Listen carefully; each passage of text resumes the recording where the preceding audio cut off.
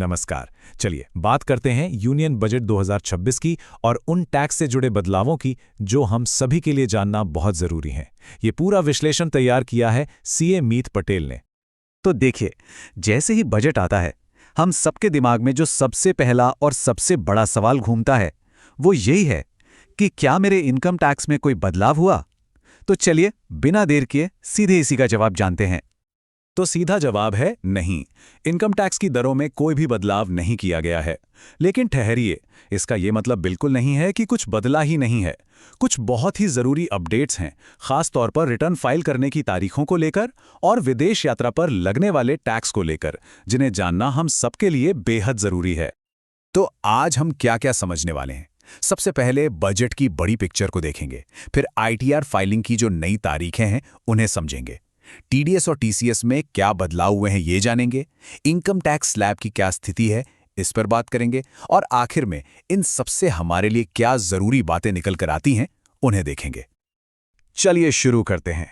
इस साल के बजट का मेन फोकस किस पर था? दो चीजों पर, स्टेबिलिटी और सिंप्लिसिटी, यानी स्थिरता और सरलता। सरकार का जोर टैक्स रेट्स में कटौती करने के बजाय नियमों को आसान बनाने पर था। और इस बात को केपीएमजी की परिजात सिरेवाला ने बहुत अच्छे से समझाया है। उन्होंने कहा कि बजट 2026 टैक्स दरों में कटौती के बजाय एक ऐसे टैक्स ढांचे पर जोर देता है जो कंप्लायंस के लिहाज से आसान हो और विश्वास बढ़ाने वाला हो। मतलब साफ है, सरकार का इरादा टैक्स रेट्स को छेड़ने का नहीं, बल्कि पूरे सिस्टम को आसान और भरोसेमंद बनाने का था। चलिए अब आते हैं उन बदलावों पर जिनका सीधा असर हम सब पर पड़ने वाला है। इनकम टैक्स रिटर्न फाइल करने की जो डेडलाइंस हैं, उनमें कुछ बहुत ज़रूरी बदलाव हुए हैं। अच्छा, पहले क्या होता था? ज्यादातर लोगों के लिए रिटर्न फाइल करने की एक ही डेडलाइन थी, 31 जुलाई।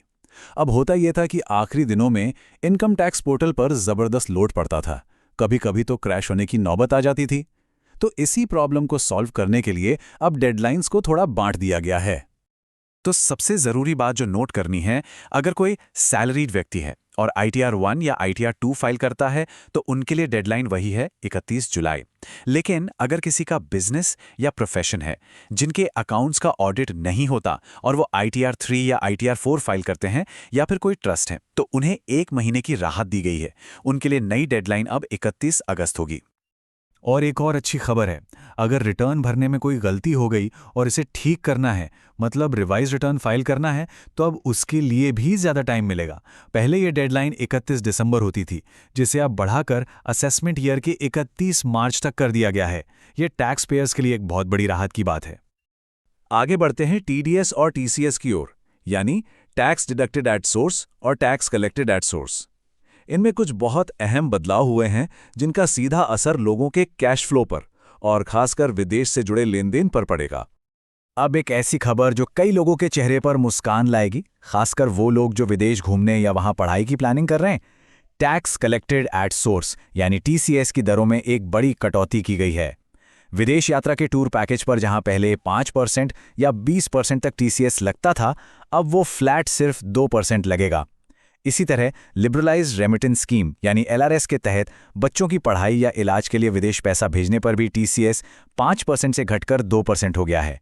साथ ही तेंदुपत्तों और स्क्रैप की बिक्री जैसी कुछ और चीजों पर भी दरों को ठीक किया गया है।